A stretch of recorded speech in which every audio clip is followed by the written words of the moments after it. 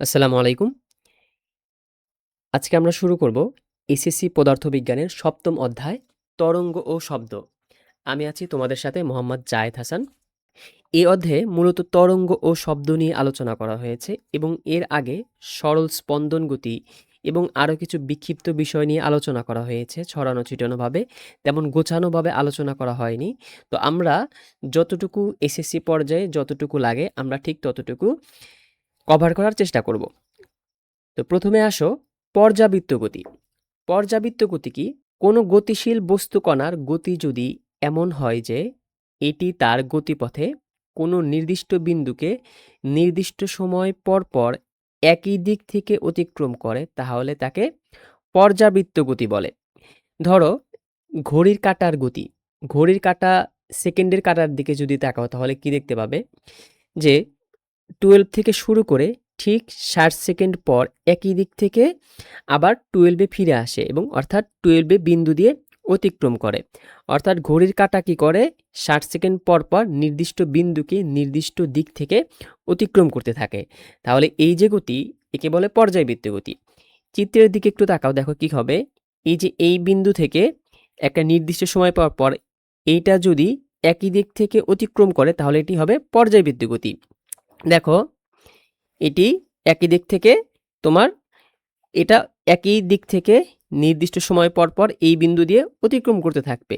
তাহলে এই যে গতি, এই গতিকে বলা হবে পর্যাবৃত্ত গতি। ২ নম্বর হলো স্পন্দন গতি। স্পন্দন গতি কি?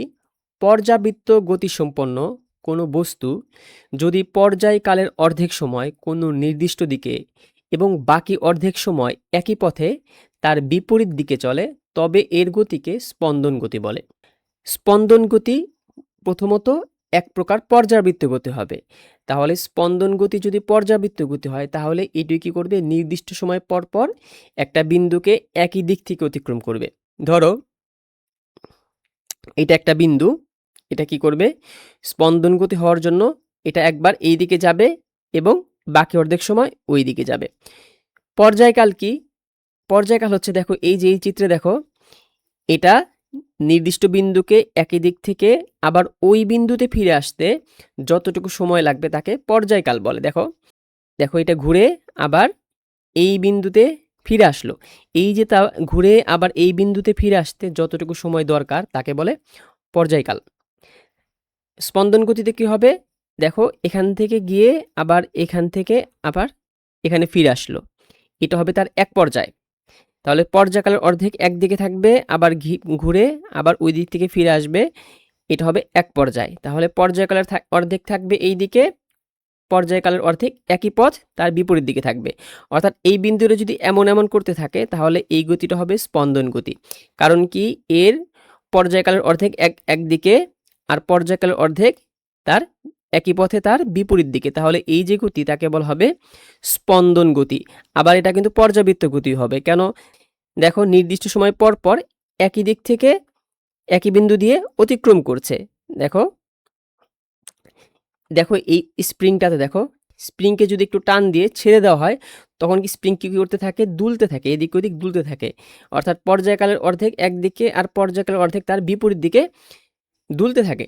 তাহলে এই যে গতি তাকে বলে স্পন্দন গতি। দেখো পর্যায়কালের অর্ধেক এইদিকে আর অর্ধেক ওই দিকে, এই গতিকে বলা হয় স্পন্দন গতি। ফাইনালি সরল স্পন্দন গতিকে দেখো। তাহলে সরল স্পন্দন গতি কিন্তু স্পন্দন গতিরই আরেকটা প্রকার। এখানে একটু শর্ত থাকবে যে কোনো দোলনরত কণার ত্বরণ সাম্যাবস্থান থেকে এর দূরত্বের সমানুপাতিক ও সবসময় সাম্যাবস্থান অভিমুখী হলে ওই কণার গতিকে সরল স্পন্দন গতি বলে। তাহলে দেখো এই চিত্রে দেখো,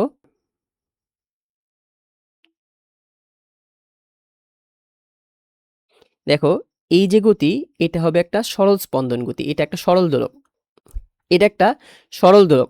সরল দোলককে যদি তোমার একটু এখান থেকে ছেড়ে দেওয়া হয় তাহলে সরল দোলক কি করবে? আবার এভাবে দুলতে থাকবে, এভাবে দুলতে থাকবে। অর্থাৎ পর্যায়কালের অর্ধেক একদিকে আর বাকি অর্ধেক আর একদিকে এভাবে দুলতে থাকবে। তাহলে এই যে গতি এটা হবে স্পন্দন গতি। আর সরল স্পন্দন গতি কেন?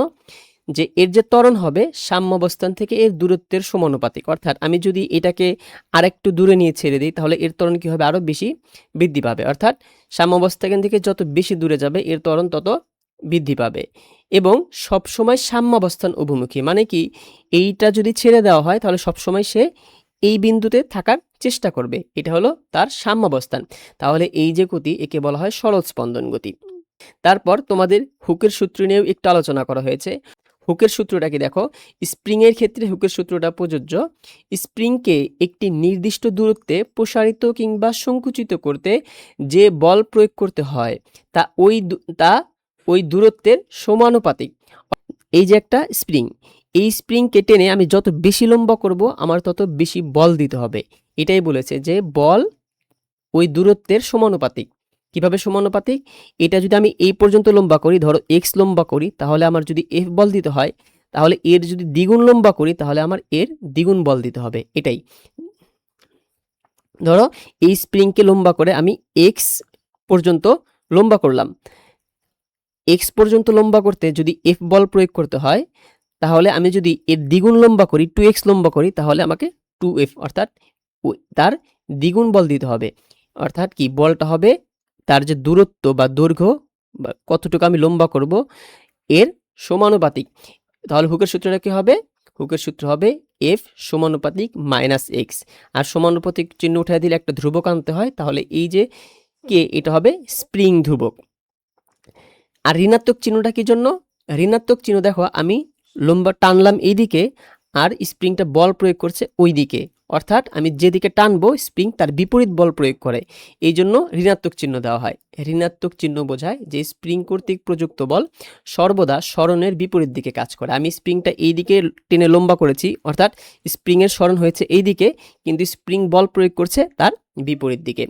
আর স্প্রিং ধ্রুবকটা কি? সিম্পলি স্প্রিং ধ্রুবকটা হলো একটা স্প্রিংকে 1 মিটার লম্বা করতে কতটুকু বল দিতে হয় তাকে স্প্রিং ধ্রুবক বলে। দেখো, কোনো স্প্রিংয়ের স্থিতিস্থাপক সীমার মধ্যে, স্থিতিস্থাপক সীমা কি, ধরো এই স্প্রিংটা লম্বা করে তোমার 2 মিটার লম্বা করা যায়, ধরো 2 মিটার লম্বা করা যায়। 2 মিটার লম্বা করার পর আর যদি লম্বা করা হয় তখন স্প্রিংটা স্প্রিং থাকে না, অর্থাৎ তার যে তোমার স্প্রিংয়ের যে বল সেটা আর থাকে না।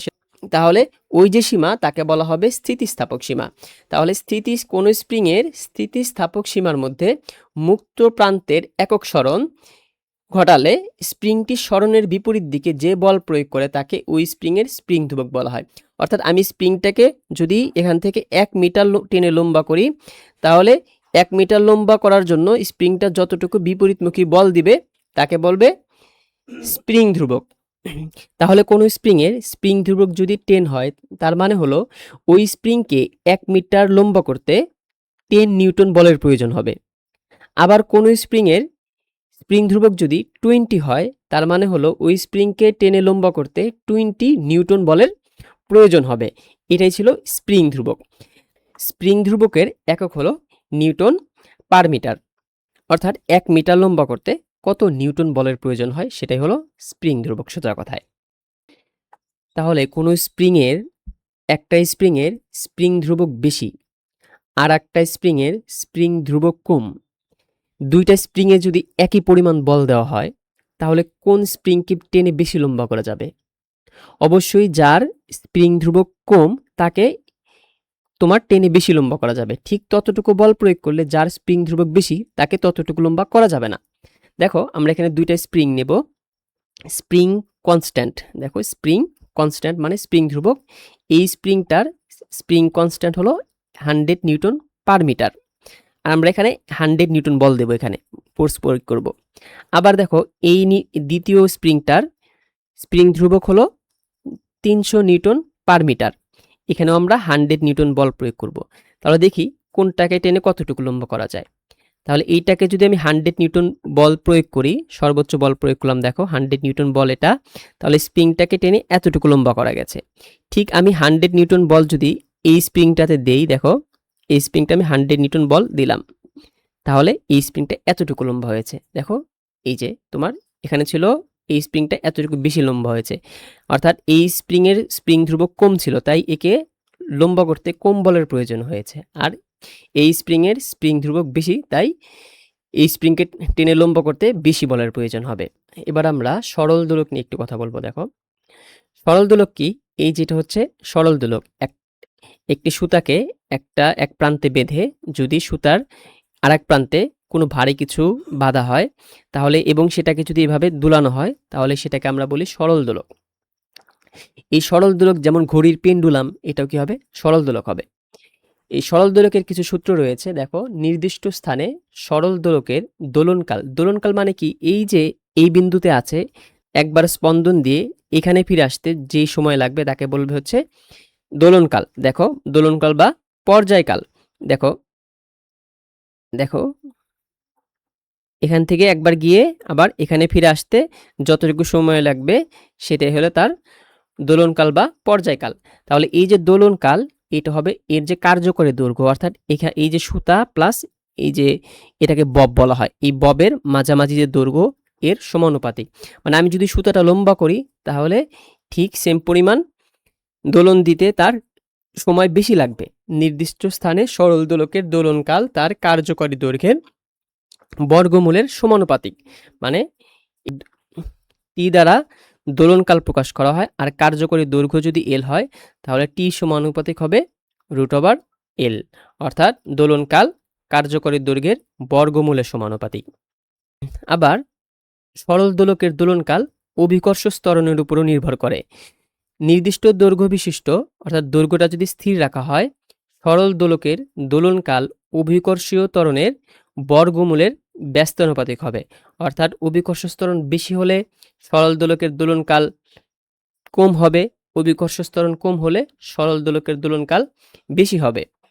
তাহলে টি সমানুপাতিক হবে √1/g, অর্থাৎ এই যে 1/g মানে ব্যস্তানুপাতিক সম্পর্ক, দোলনকাল আর জি ব্যস্তানুপাতিক সম্পর্ক।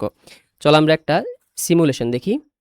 ধরো এটা একটা সরল দোলক। আমরা কি করলাম, এটাকে একটু টেনে এই দিক থেকে ছেড়ে দিলাম।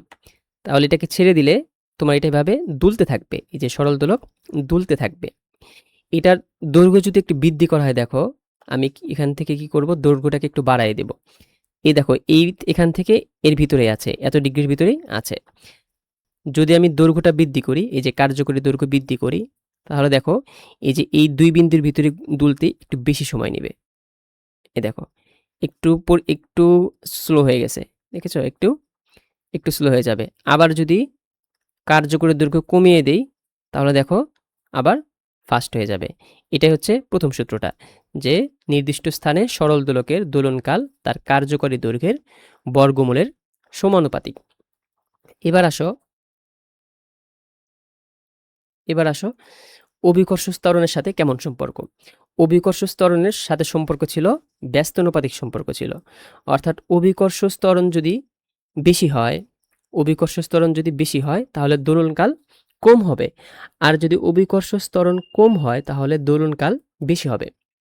দোলনকাল কম বেশি হওয়া মানে কি বলতো? দোলনকাল বেশি মানে হলো এখান থেকে গিয়ে আবার এখানে ফিরে আসতে বেশি সময় লাগবে, অর্থাৎ স্পিড কম থাকবে। আর দোলনকাল কম মানে হচ্ছে এখান থেকে গিয়ে এখানে ফিরে আসতে তোমার কম সময় লাগবে। তাহলে যদি কম সময় লাগে তাহলে সেটার স্পিড বেশি। দোলনকাল বেশি মানে স্পিড কম, মানে বেশি সময় লাগে, তাহলে স্পিড কম। আর দোলনকাল কম মানে স্পিড বেশি। দেখো এটা পৃথিবীর গ্র্যাভিটিতে আছে। এখন আমি যদি চাঁদের গ্র্যাভিটি দিয়ে দিই, তো চাঁদের গ্র্যাভিটি কি পৃথিবীর চেয়ে কম? তাহলে চাঁদের গ্র্যাভিটি দিয়ে দিলে কি হবে, দোলনকাল, চাঁদের গ্র্যাভিটি যেহেতু কম তাহলে দোলনকাল কি হবে, বেশি হবে। চাঁদের গ্র্যাভিটি কম তাহলে দোলনকাল বেশি হবে। দোলনকাল বেশি হলে স্পিড কমে যাবে। দেখো আমি যদি চাঁদের গ্র্যাভিটি দিয়ে দিলাম, দেখো এই যে আস্তে আস্তে আস্তে তোমার তুলতে থাকবে। এটা ছিল চাঁদের গ্র্যাভিটি।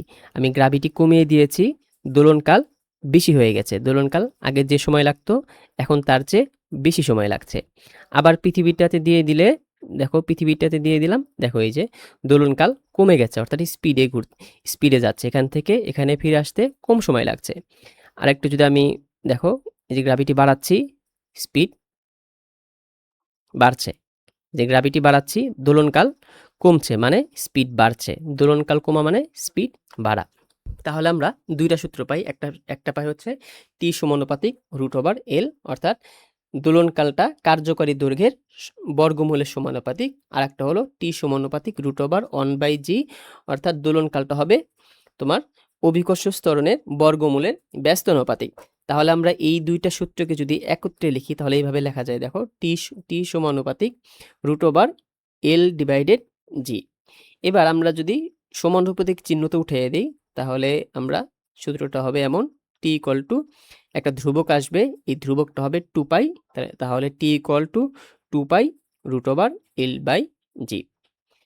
আর একটা সূত্র আছে টি ইকুয়াল টু 2π √M/k, অর্থাৎ স্প্রিং যদি দুলতে থাকে তখন এই সূত্রটা ব্যবহার হয়, যেখানে m হলো তোমার স্প্রিংয়ের ভর আর কে হবে স্প্রিংয়ের স্প্রিং ধ্রুবক।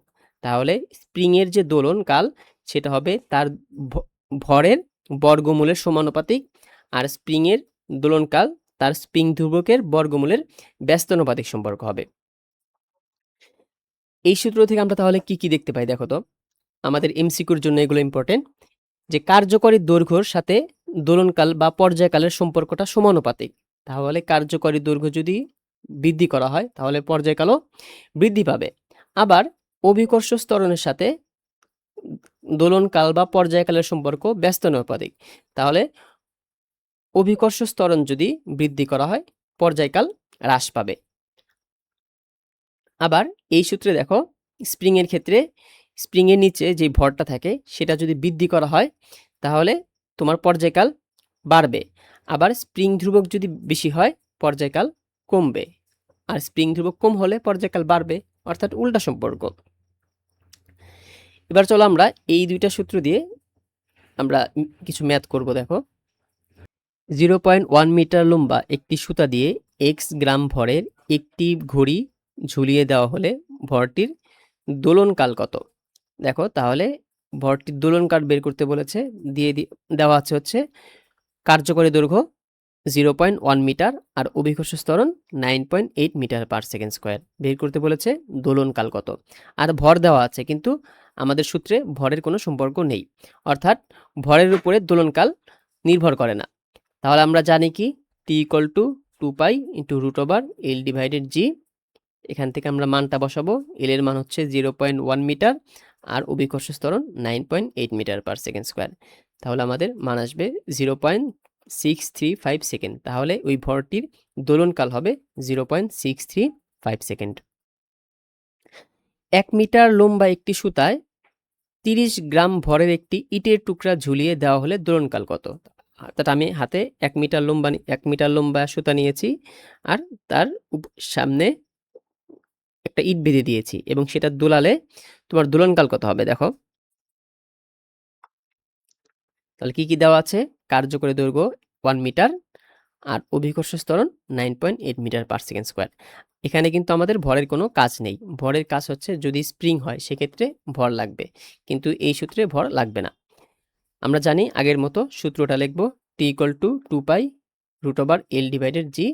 মান বসিয়ে দেব, এল এর মান ছিল 1 মিটার আর জি অভিকর্ষ ত্বরণ 9.8 মিটার পার সেকেন্ড স্কোয়ার, আসবে 2 সেকেন্ড। তাহলে এর দোলনকাল হবে 2 সেকেন্ড।